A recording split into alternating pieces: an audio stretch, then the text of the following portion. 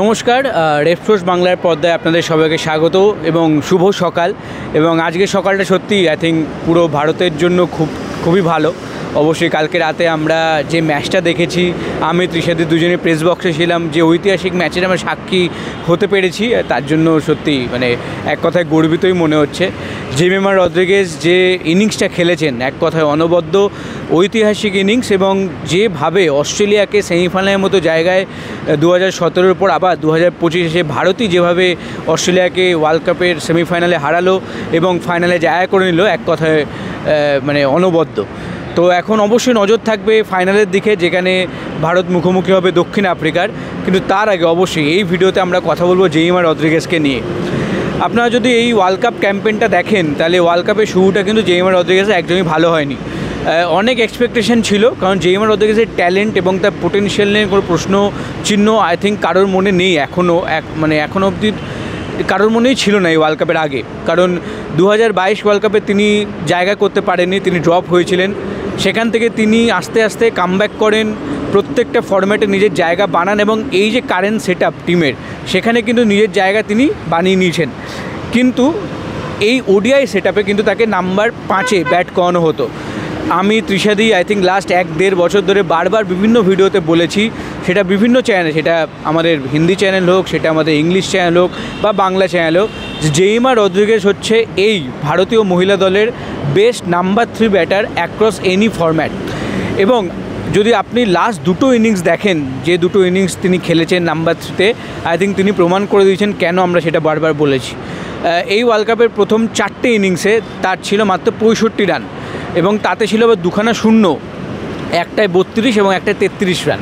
কিন্তু সেই 4টে ইনিংসে আসে কিন্তু নাম্বার 5-এ ব্যাট করে, যেখানে ওই দুটো ইনিংসে তিনি বারবার শুরু তো করেছিলেন ঠিকঠাক, কিন্তু সেই শুরুটাকে বড় রানে তিনি কনভার্ট করতে পারেননি, সেটাকে পরিবর্তন করতে পারেননি, এবং সেটাই কিন্তু বারবার একটা রিপিটেটিভ প্রবলেম হয়ে দাঁড়াচ্ছিল।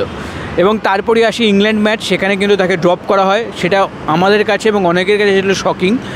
হার্লিন দেওয়ালকে কিন্তু টিমে রাখা হয়েছিল নাম্বার 3-তে। হার্লিন দেওয়ালেরও কিন্তু সেম সমস্যাই হচ্ছিল পুরো ওয়ার্ল্ড কাপে, যে তিনি 30-40 করছিলেন, কিন্তু বারবার সেটাকে বড় রানে আর পরিবর্তন করতে পারছিলেন না। তারপর আসে নিউজিল্যান্ড ম্যাচ, যেখানে টিম ম্যানেজমেন্ট কিন্তু হার্লিন দেওয়াল থাকা সত্ত্বেও ভরসা দেখান জেমিমা রদ্রিগেজের ওপর, এবং নাম্বার 3-তে এসে জেমিমা যে আনবিটেন অপরাজিত 76 রানের যে নকটি খেলেন, এক কথায় অনবদ্য, এবং সেটাই কিন্তু ভারতকে 340 রান পৌঁছতে সাহায্য করে, এবং যেটা যথেষ্ট ছিল ভারতের ওই ম্যাচটা জেতার জন্য। এবং তারপর আসে গতকালের ম্যাচ, সেমিফাইনাল অস্ট্রেলিয়া। 338 রান হওয়ার পর আই থিঙ্ক আমি তো বলবো 99 জন কেন, আই থিঙ্ক 100 জনই ভেবেছিল হয়তো এই ম্যাচ বার করা খুবই মুশকিল।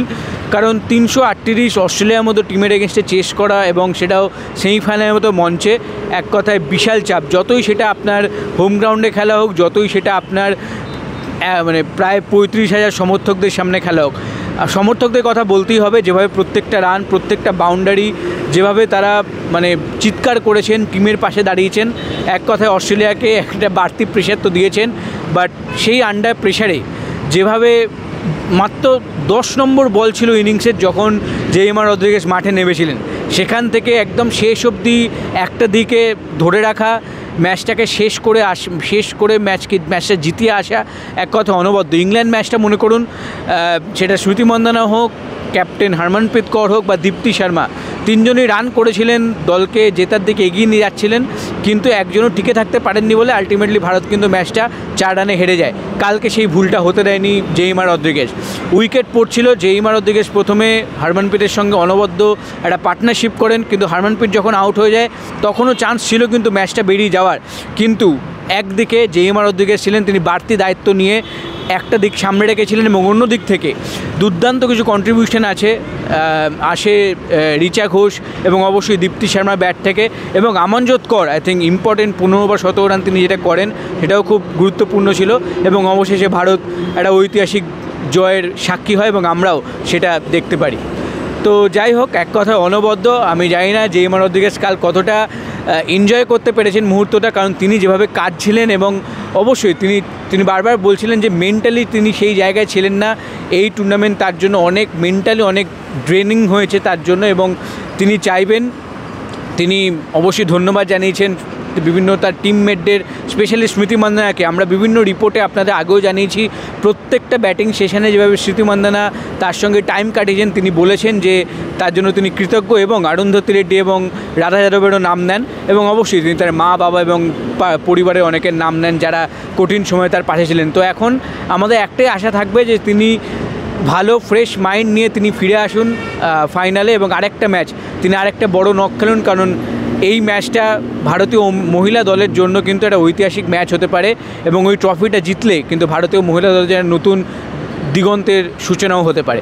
তো এখন দেখা যাক রোববার কী হয়। অবশ্যই নতুন একটা চ্যাম্পিয়নের তো গ্যারেন্টি হয়েই গেছে ভারত বনাম দক্ষিণ আফ্রিকা, কিন্তু আমরা চাইবো জেইমা রদ্রিগেজ এবং বাকি টিমমেটরা ফ্রেশভাবে ফিরে আসুক, এবং একটা দুর্দান্ত ম্যাচ আমাদের জন্য হয়তো আরেকটা অপেক্ষা করছি নেই মুম্বাই স্টেডিয়ামে। এখন এই ভিডিও এই পর্যন্তই, দেখা হচ্ছে অবশ্যই পরবর্তী কোনো ভিডিওতে, যেখানে আমরা অবশ্যই প্র্যাকটিস এবং পিসি সমস্ত আপডেট নিয়ে আপনাদের কাছে ফিরে আসবো। এবং শুধু আমরা নয়, ওদিকে গোয়াতে রাহুল এবং দেবাশিস দ্বারাও আছে, সামনেই ডার্বি, সেই আপডেটও তারা সমস্ত শেয়ার করছে, সেদিকেও নজর রাখুন, এবং অবশ্যই লাইক, শেয়ার অ্যান্ড সাবস্ক্রাইব করুন এই রেফসোর্স বাংলা এবং বাকি সমস্ত চ্যানেলকে। থ্যাংক ইউ, দেখা হচ্ছে পরে কোনো ভিডিওতে।